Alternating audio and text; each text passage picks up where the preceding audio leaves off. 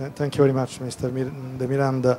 I think you have also kept in the time, which is a very difficult thing in these days. I think that it is extremely rewarding seeing what you have done and how important it is to work at a national scope. So only a minister can really ensure that all these efforts are really capillarily distributed in the country. And I hope that we can continue our technical discussion with our experts and your ministry. I now pass the floor to Eni, whose representative, Mrs. Francesca Ciardello, responsible for international stakeholders on sustainability, will brief us on the engagement and communication approach it adopts in managing its industrial activities. Mr. Ciardello, do you have the floor? Hello everyone. First of all, I would like to thank the organizers for inviting Eni to share his experiences in the field of actually having a global and local citizenship, especially when it comes to energy and water management. For those who are not familiar with Eni, it is actually an integrated energy company working especially in the field of oil and gas, active in more than 70 countries and employing 80,000 employees, 80,000 people globally. The business model of Eni was built on the aspiration of becoming long-term partners of the countries where we operate when it comes to sustainable development. This means, in the terms of energy and water management, that we believe we've got two main responsibilities. One, since we acknowledge that resources are scarce, that we have to use them efficiently and effectively, especially when it comes to energy and water, as it is the subject of today's panel. The second responsibility is that we believe we also have a role to play when it comes to facilitating the access of local population, especially at the ground level, to these resources. Let me give you a couple of examples in the two spheres of energy and water. So when it comes to water, together with the World Business Council of Sustainable Development, we have experienced it and put in practice and piloted in 2011 a tool which is called a Global Water Management Tool. This tool is actually meant and was also adopted by the IPCA, which is the International Organization for Oil and Gas Companies in the sustainable development field, to evaluate actually the global impact that our operation, the industrial operations of an energy company can have in a country and especially at the local level. So what is the impact that our operation can have into an area, especially where water can be an issue in terms of scarcity and of quality. So thanks to this tool that we've implemented and piloted in more than, I think, 250 sites all over the world, we now have a sort of a map that highlights that approximately 10-12% of the sites where we operate are under water stress.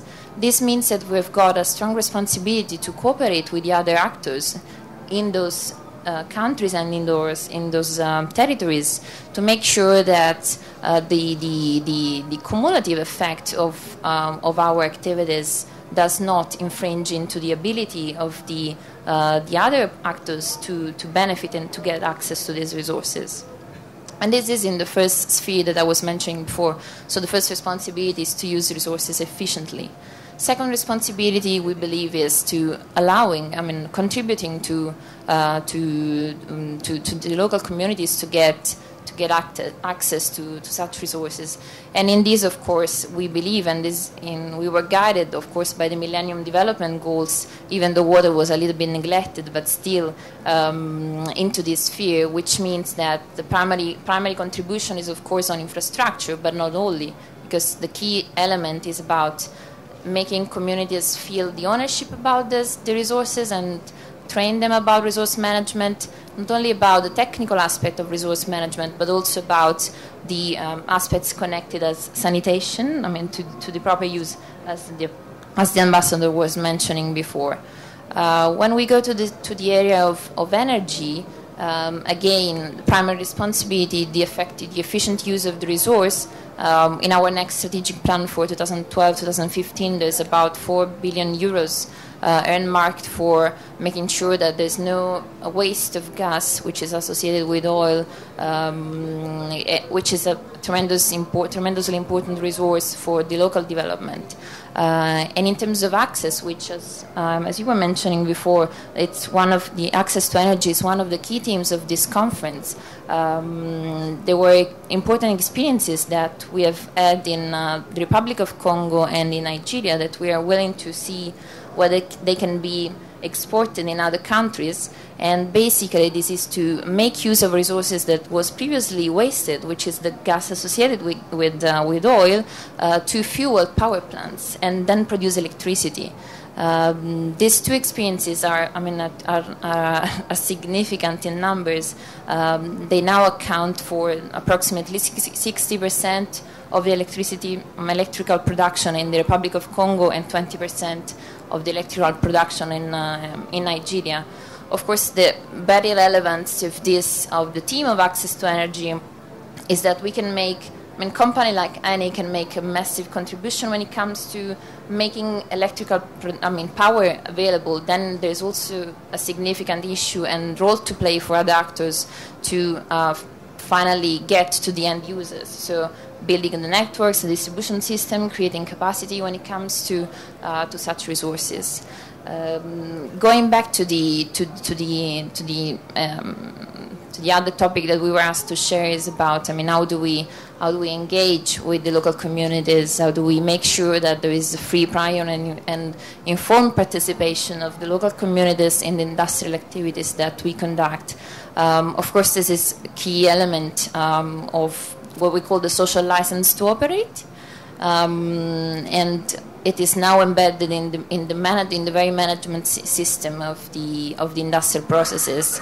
It all starts with a social baseline. So wherever we enter into a new country, there's a sort of a scientific analysis of what the conditions are, not only from an objective point of view, but so, for example, what the infrastructure are, what the demographics are, but there's also a consultation with the communities so that the potential impacts are avoided, if not possible mitigated, and that there's also all the opportunities that can come from our presence are then obtained and maximized. So I think that I can pass over back to you. Thank you very much, Mrs. Ciardiello. It is always welcome to have some idea that also the baddies are careful of trying to be good with the environment. So thank you very much, and we are confident that your Eni will continue keeping such an attention to the issue.